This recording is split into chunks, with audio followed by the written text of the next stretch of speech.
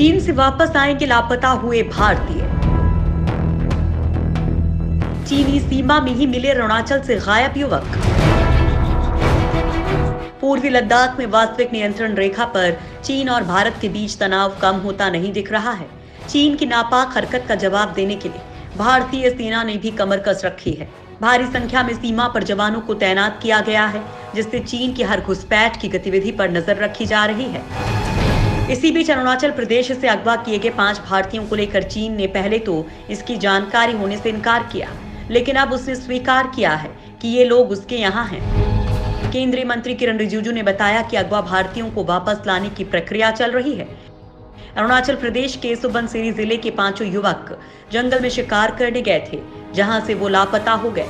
बाद में परिजनों ने आरोप लगाया कि चीनी सेना पीपल्स लिबरेशन आर्मी ने उन्हें अगवा कर लिया है। चीन से सुरक्षित वापसी के प्रयास जारी।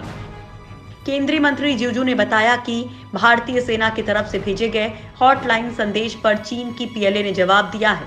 उन्होंने पुष्टि की है कि अरुणाचल प्रदेश से लापता युवा उनकी तरफ पाए गए हैं। उन्हें अधिकारियों को सौंपे जाने की आगे की औपचारिकताओं पर काम किया जा रहा है।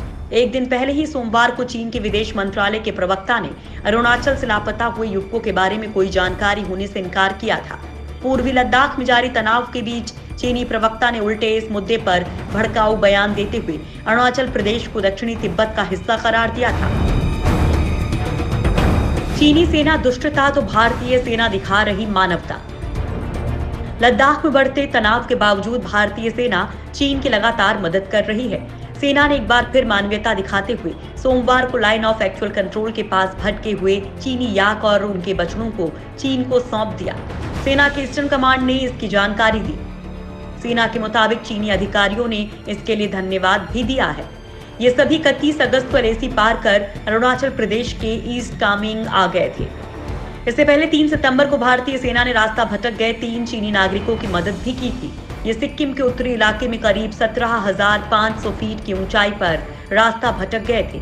इनकी जान को खतरे में देखते हुए भारतीय सेना तत्काल वहां पहुंची और उन्हें ऑक्सीजन और अन्य मेडिकल सहायता मुहैया करवाई गई। इतना ही नहीं, ऊंचाई पर मुश्किल हालातों के लिए उन्हें खाना और गर्म कपड़े भी मुहैया कराए गए।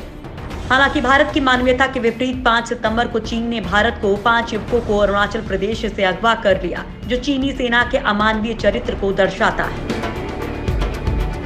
पोर्टर्स का काम कर रहे थे युवक। रिपोर्ट्स के मुताबिक गायब हुए युवकों के परिजनों ने बताया कि वे लोग मैकमोहन लाइन की पेट्रोलिंग कर रहे जवानों यानी लॉन्ग रेंज रिकॉन्सेंस पेट्रोल के लिए जरूरी सामान ढोने का काम कर रहे थे। पोर्टर्स के तौर पर इन्हें निगरानी दल में शामिल किया गया था। इनकी उम्र 18 से 20 साल के बीच थी। परिजनों ने आशंका जाहिर की थी कि हो सकता है कि ये युवक पहाड़ी में पारंपरिक जड़ी बूटियां ढूंढने के दौरान निगरानी दल से अलग होकर भटक गए। चीनी सेना ने जंगल से उठा लिए थे 5 युवक।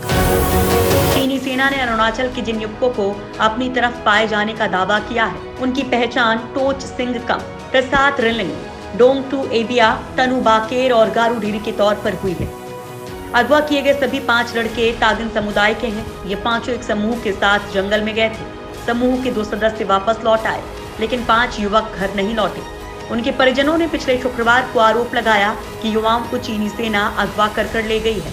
लापता आदिवासी युवकों में से एक के भाई ने फेसबुक पर पोस्ट किया था कि चीनी सेना नाचो के पास इंटरनेशनल बॉर्डर से भारतीय सेना के सेरा 7 पेट्रोलिंग इलाके से भारतीय युवकों को उठाकर ले गई है। युवाओं के अगवा होने की बात सामने आने के बाद हड़कंप मच गया। अरुणाचल प्रदेश ने मामले की जांच शुरू की। दूसरी तरफ भारतीय सेना ने चीनी सेना को हॉटलाइन मैसेजेस भेजकर इन युवाओं के बारे में पूछा था।